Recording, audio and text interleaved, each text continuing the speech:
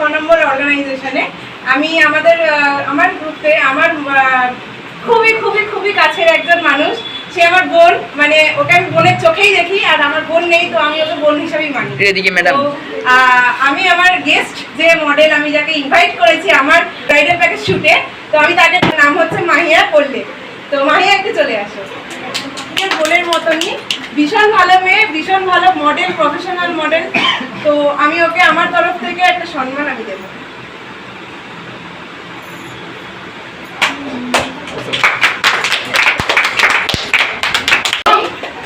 আমার নিজের দিদি নেই, আমি দিভাইকে পেয়েছিলাম একটা দিন, ওটা আমার কাছে স্মরণীয় হয়ে থাকবে।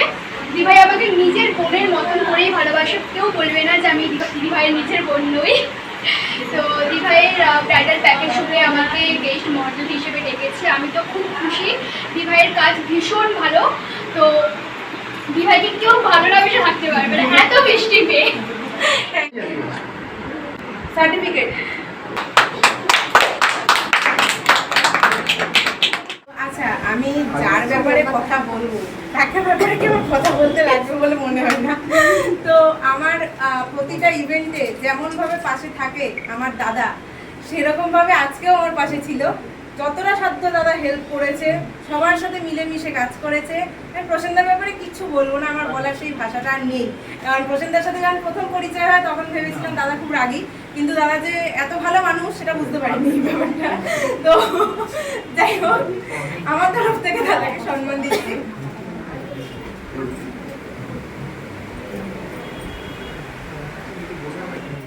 আরেকটা সম্মান দাদাকে, সার্টিফিকেট। এর সাথে সম্বন্ধে আমি কী বলবো, সত্যি মানে যত কম মানে বলবো তত কম পড়ে যাবে। এর সাথে আমাকে প্রত্যেকবার ডাকে, আমি প্রত্যেকবার আসবো, আর বোনের সঙ্গে যতবার ডাকবে ততবারই আসবো। প্রত্যেকবারই একই কথা বলি যে দিদি আমাকে গেস্ট হিসেবে ডাকে, কিন্তু আমি কখনো গেস্ট হিসেবে আসি না, অ্যাজ এ ভাই হিসেবে আসি। ঠিক আছে, উনি আমার দিদি হয়। দিদি প্রত্যেকবার ডাকবেন, প্রত্যেকবারই আসবো। আর সবাই এখানে খুব ভালো করে কাজ করছে, আর এর সাথে আরও বড় হোক, আরও ভালোভাবে কাজ করুক, আমি প্রত্যেক সময় দিদির সাথে থাকবো। Thank you so much. আরেকজন যে আমাদের আরেকজন গেস্ট, সে হচ্ছে গেস্ট ফটোগ্রাফার, সেটা হচ্ছে তন্ময়দা। তো আমি তন্ময়দাকে আমি ডেকে নেব, আমার তরফ থেকে একটা সম্মান দেব। নমস্কার। একদম আমার তরফ থেকে সম্মান। তন্ময়দা খুব ভালো ফটোগ্রাফি করে, তো তন্ময়দার ব্যবহার থেকে শুরু করে, ফটোগ্রাফি থেকে শুরু করে আমি কোনো রকম কথা বলতে চাই না, কারণ ওটা আমার পক্ষে উচিত হবে না। তো খুবই ভালো ফটোগ্রাফার দাদা, আমি তার জন্য আমার তরফ থেকে একটা সম্মান দিচ্ছি। আচ্ছা, আরেকটা সম্মান দাদাকে, সার্টিফিকেট। হালকা ছোট্ট একটা বক্তব্য দেবো, যেটা শুধুমাত্র ভালোবাসার জন্য। তো আমার সাথে পরিচয় হয়েছে প্রসেনদার সূত্র রিসার্চের সাথে। তো কখনো ভাবতে পারিনি যে এনারা আমাকে নিজেদের মতো করে মেনে নেবেন, এত সুন্দরভাবে কাছের মানুষগুলো মেনে নেবেন, ভাইয়ের মতো বা দাদার মতো করে।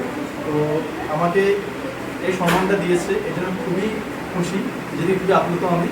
তো সেই জায়গা থেকে আমি চাইবো রিসার্চ আরও বড় হোক, এবং যে কোনো কাজ যখন করবে কোনো রকম কোনো বাধা বিপত্তি ছাড়াই কাজ এগিয়ে যাবে। আচ্ছা, আরেকজন যিনি হচ্ছে, সে হচ্ছে আমার সেকেন্ড মা, যাকে সে আমাকে খুবই ভালোবাসে। আমার নিজের মা যেমন আমাকে যতটা ভালোবাসে, তেমনি উনিও আমাকে প্রচণ্ডই ভালোবাসে। সেই ভালোবাসার জন্যই আমি মাহিয়ার মাকেও ডেকে নেব। আমাকে এতটা ভালোবাসে, এত কিছুর জন্য আমি কাকিমাকে বলবো আমার তরফ থেকে একটা সম্মান দেবো।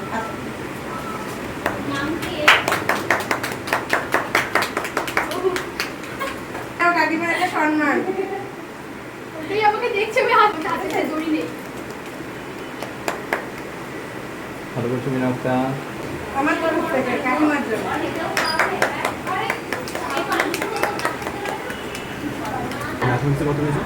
আমি চাই তোকে সারা জীবন যাদের কথা না বললেই নয়, সেটা হচ্ছে আমার দুজনই সত্যি খুবই কাছের মানুষ, যাদের ছাড়া আমার মাকে ছাড়া যেমন চলে না, তেমনি তাকে ছাড়াও আমার চলে না। কারণ অনেক বুদ্ধি এই প্রফেশনে আসা থেকে শুরু করা থেকে যে বুদ্ধিগুলো দেওয়া, এইভাবে এগো, ওইভাবে এগো, কাজটা এইভাবে তোরই সুবিধা হবে, তো এই জিনিসগুলো আমাকে ওই দিয়েছে, ওই বুদ্ধিটা দিয়েছে। তারপরে হচ্ছে আমার মা, ও সবসময় যখনই বলি যে আমি এখানে যাব টেনশন করে প্রচন্ড পরিমাণে আমার মা, কিন্তু সাপোর্টটাও সেরকমভাবেই করে। আমার বাবা তো আছেই, সাপোর্ট করে, কিন্তু বাবা এখন বাড়িতে রয়েছে। তো আমি আমার মাকে আর ওকে একটু ডেকে নেবো, আমার তরফ থেকে সম্মান দেবো। আমার মায়ের জন্য একটা সম্মান। জোরে হাততালি। আচ্ছা, আরেকজন হচ্ছে ওই যে যার কথা বললাম আমি, এই অনেকক্ষণ যে ধরে, বলে, আমার নিজের মানুষ একদম। তো আমি আমার তরফ থেকে একটা সম্মান। লাভলি দারুণ। ফাটাফাটি। ঠিক আছে, নাও। মা এখন লজ্জা পাচ্ছে আমার খুব, তো আমি লজ্জা পাচ্ছে জামার সামনে। আমার মাটা না আমি আমার মেয়ের এসবকে নিয়ে খুব গর্বিত, তার কারণ ও পড়াশোনায় যতটা উন্নতি করেছে, আজকে ও যতদূর এগিয়েছে, আমার ইচ্ছে ছিল আরো পড়ানো, ও যেটা ইন্টারেস্ট, ও যেটা নেয় সেটা নিয়ে তো আমি ওকে দেবো, তার উপর তো কিছু জোর করে চাপিয়ে দেওয়া যাবে না। তো যাই হোক, আজ 1 বছর ধরে ও তমানিকা ম্যামের কাছে যেভাবে শিখেছে, 1 বছরের মধ্যে প্রতিদিন ক্লাস করে মাত্র 1 বছরের মধ্যে যেভাবে এগিয়ে গেছে, যেভাবে উন্নতি করছে, আশা করি ও আরও এগিয়ে যাক, আরও উন্নতি করুক। আমার এবং ওর বাবার আশীর্বাদ এবং বড়দের সবার আশীর্বাদ এবং আত্মীয় স্বজনদের আশীর্বাদ, যারা ইন্ডাস্ট্রিতে সবাই মিলে কাজ করছে, দাদারা দিদিরা, সবার আশীর্বাদে ও নিশ্চয়ই একদিন এগিয়ে যাবে। অবশ্যই বড় হবে। আর বহুত বড় হবে। অনেক বড় করো, আমার মেয়ের জন্য একদিন বড় হয় এবং সবার মধ্যে একজন হতে পারে। একদম পুরো লেখা হয়ে গেছে। ডান। Thank you. হঠাৎ করে আমি বুঝতে পারিনি যে আমার আরো একটা মেয়ে এসে যাবে আমার জীবনে। হঠাৎ করে দেখা হচ্ছে অনেক বড় একটা ঘটনা। একদিন দেখা হয়েছিল হঠাৎ। আর আমি বুঝতে পারিনি সেই মেয়ে এত সুন্দরভাবে আমাকে মা বলে ডাকবে, এত আমাকে ভালোবাসা দেবে। আমার নিজের মেয়েকেও ও একদম নিজের বোনের মতন ভীষণ ভালোবাসে। আর আমি চাই ওকে 2 হাত ভরে আমি আশীর্বাদ করি এবং অনেক বড় হোক জীবনে, আরও বড় হোক, অনেক উন্নতি করুক। আমি চাই ও সবসময় জীবনে হাসি খুশি থাকে।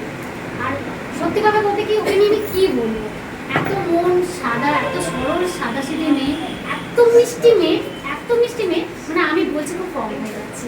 ভীষণ ভালো মেয়ে, থ্যাংক ইউ, থ্যাংক ইউ। ভীষণ ভালো মেয়ে। আমি চাই ও অনেক বড় হোক জীবনে, অনেক উন্নতি করুক। আর এইভাবে যেন ও মাকে পাশে নিয়ে চলুক। আর আমি কিছু চাই না, অনেক বড় হোক। একদম, একদম। অবশ্যই দুজনের সাথে সাথে থাকলে আবার কি। তাহলে একটা ফটো আরেকটা যেটা হচ্ছে যে আজকে সমস্ত যে আজকে শ্যুটটা যাদের জন্য আমি একা অর্গানাইজ করেছি এমনটা নয়, সেটা হচ্ছে আমার সাথে ফটোগ্রাফার দাদাও আছে, ডিজাইনার আছে, মিডিয়া আছে। তো তাদেরও একটা প্রাপ্য সম্মান যেটা আমার তরফ থেকে হয়, প্রতিটা শ্যুটেই আমি দিয়ে থাকি তাদেরকে, অ্যান্ড আজকেও দেবো। তো আমার ফটোগ্রাফার যে দাদা আছে মৈনাকদা, আমি তাকে একটু ডেকে নিচ্ছি। তো আমার তরফ থেকে দাদাকে একটা সম্মান। সকাল থেকে অনেক থাকছে, সমানে ফটো তুলছে, সব কিছু করছে, তো সম্মানটা লজ্জা পাচ্ছি। আমি একটা কথা বলি, আমি ফার্স্ট টাইম এসেছি দিদি কাছে, কিন্তু মনে হচ্ছে না যে আজকে ফার্স্ট টাইম এসেছি। মনে হচ্ছে যেন অনেক আগের থেকে আমাদের পরিচয়, ঠিক আছে? তো এরকম অনেক এগিয়ে যাও, যাতে পরে আমরা আসতে পারি তোমাদের দিকে। একদম, একদম, অবশ্যই। আমি সবসময় এর জন্য নতুনদের নিয়ে কাজ করাই একটাই কারণে, যাতে সময় সবার কাছে কাজ করলে একটা যেমন চেনা পরিচিতি বাড়ে, তেমনি কাজটাও বোঝা যায় কার কাজ কেমন। একদম। এটাই সত্যি, এটা সত্যি। আজকের ডিজাইনার যিনি, সে হচ্ছে মহানন্দ মাঝি। তো ওকে আমার তরফ থেকে একটা সম্মান দেবো, কারণ আজকে যা ড্রেস কালেকশন ব্রাইডালের সেটা তোমরা দেখতেই পাবে। তো সমস্ত ড্রেস কালেকশন, যে মডেল, মেকআপ আর্টিস্ট সবার খুব পছন্দ লেগেছে। তো আমার তরফ থেকে দাদাকে একটা সম্মান। কথা না বললেই নয়, ও আমার মানে ছোট ভাই, একদম খুবই ভালো মানুষ। আর আমার প্রতিটা শুটে মিডিয়া কভারেজটা ওই করে, আমি ওকেই দায়িত্বটা দিই, কারণ ও একদম নিখুঁতভাবে ধরে ধরে কাজটা করে, যেই কাজটা মানে আমি আদার্স মিডিয়াতে যাইনি, আমি পছন্দ করি না, আমি ওকে নিয়ে ওর জন্য কাজটা করি, কারণ ওর বিহেভিয়ার থেকে শুরু করে সমস্ত কিছু ওভারঅল আমার খুব ভালো লাগে। তো আমার তরফ থেকে ওকে একটা সম্মান।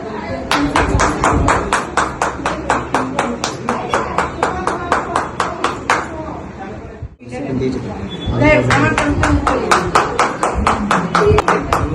দিদির সাথে আমার গান সম্পর্কটা এই কাজের নয়, আমার দিদি নিজের দিদির মধুর সম্পর্ক, এবং অনেক জায়গাতে কাজ করি সুযোগ হয়ে যাওয়ার, কিন্তু কাজের প্রতি এরকম ডেডিকেশন, এরকম প্যাশন খুব কম মানুষের মধ্যে দেখেছি। তোমাকে অনেক অনেক শুভেচ্ছা। থ্যাংক ইউ সো মাচ, অসংখ্য ধন্যবাদ জানাই ঈশা স্নেকোভার্সকে। থ্যাংক ইউ দিদি। Thank you so much.